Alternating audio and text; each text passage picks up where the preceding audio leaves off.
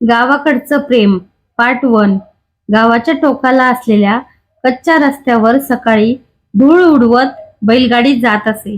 त्या रस्त्याच्या कडेला उभी असलेली परिजाताची झाड आणि दूरवर दिसणारी शेत पाहत राधा रोज पाण्याची हंडा घेऊन विहिरीकडे जायची.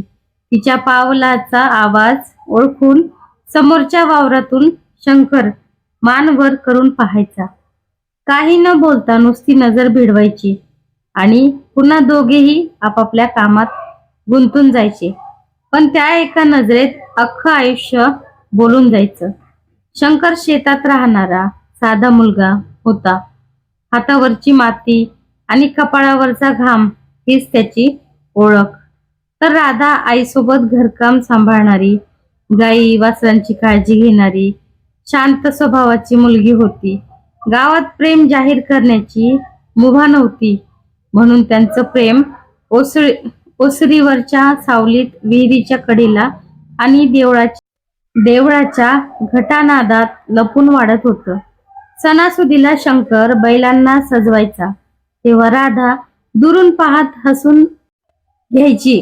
तर हरतालिकेला राधा उपवास करत असताना शंकर मनोमन देवाकडे तिच्या आरोग्यासाठी प्रार्थना करायचा. कधी पावसाळ्यात दोघेही एकाच आडोशाला थांबायचे, तेव्हा पडणाऱ्या पावसाच्या थेंबामध्ये त्याच्या धडधडत्या मनाचा आवाज मिसळायचा. गावातल्या लोकांच्या नजरा, जातीची भीती, गरिबीची सावली हे सगळं असूनही त्या प्रेमाला कुठलीही तक्रार नव्हती. कारण ते प्रेम अपेक्षेचं नव्हतं, तर समजुतीचं होतं. एक दिवस गावात बातमी पसरली की राधासाठी स्थळ पाहायला लोक येणार आहेत.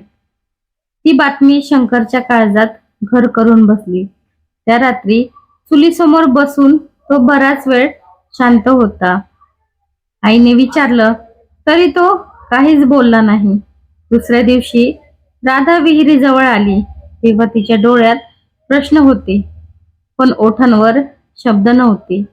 शंकरने पहिल्यांदा नजर खाली घातली आणि त्या क्षणी दोघांनाही कळलं की गावाकडचं प्रेम जरी शांत असलं तरी त्यांच्या वेदना फार खोल असतात.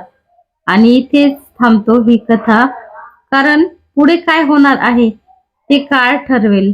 पण एक गोष्ट नक्की, हे प्रेम अपूर्ण राहिलं तरी ते कधीच खोटं ठरणार नाही. तर कशी वाटली कथा नक्की कमेंट करून सांगा.